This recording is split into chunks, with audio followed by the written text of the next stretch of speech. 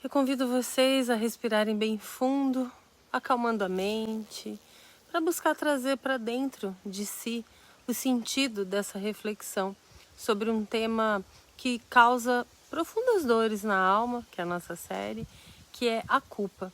Nós vamos partir do princípio de que tudo é energia.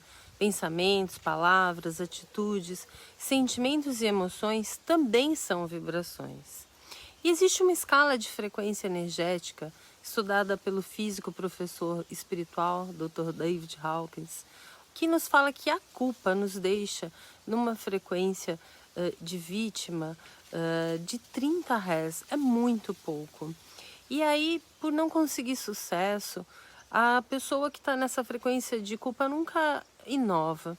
Nós abordaremos esse tema tão desafiador por 3 aspectos: o da religiosidade, o de fazer para o outro e da sexualidade. Começando porque inúmeras crenças religiosas, elas têm sido nocivas ao desenvolvimento do ser humano, porque usam a culpa como uma forma de atemorizar, e com isso vão obtendo assim a submissão dos indivíduos. Muitos comportamentos manipuladores, com crenças punitivas, que Deus castiga, que Deus é vingativo, elas têm acarretado um grande atraso no processo de elevação vibracional dos seres. Aquela doutrina do fogo eterno, ela não produzirá um bom resultado, porque se nós ensinamos coisas que mais tarde a razão vem a repelir, com certeza teremos uma impressão de que isso não é duradouro e muito menos salutar. As religiões, na verdade, elas foram criadas para retirar as criaturas das convenções e transportá-las para uma espiritualização, ou seja, para uma ligação mais ampla com Deus. Só que, infelizmente, na atualidade, algumas religiões elas acabam se transformando na própria convenção, discriminando, trazendo culpa. Mas, na verdade, a culpa ela não encontraria abrigo na nossa alma se a nossa fé e nossa confiança no amor de Deus fosse ampliada. Porque Deus sabe que nós somos tão bons ou tão adequados quanto permite o nosso conhecimento e o nosso entendimento sobre a vida, cada um no seu tempo.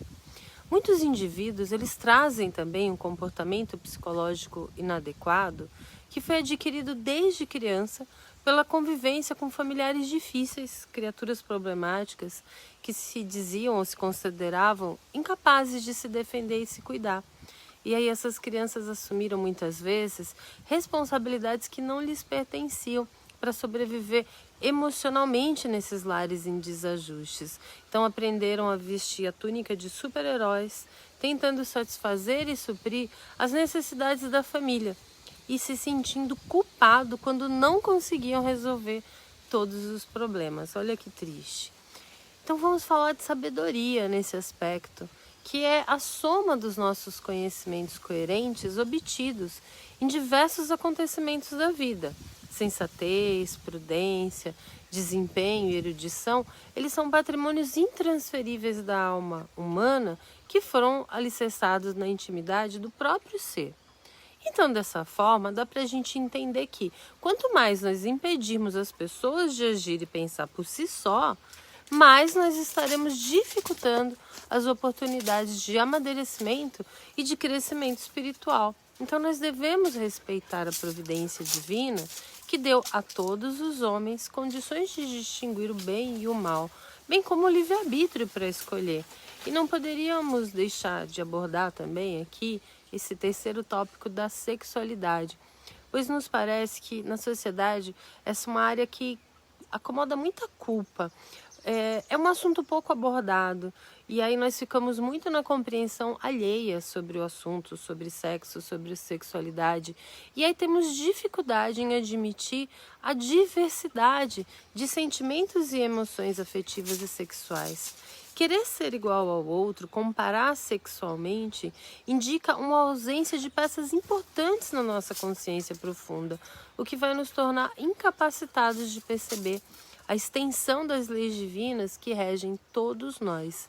Então nós devemos viver em paz com a nossa experiência sexual atual, seja ela qual for.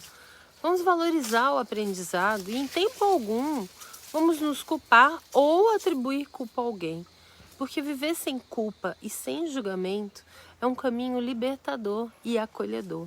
É o caminho de amor a que o Mestre nos convidou e a que essa reflexão convida a todos nós.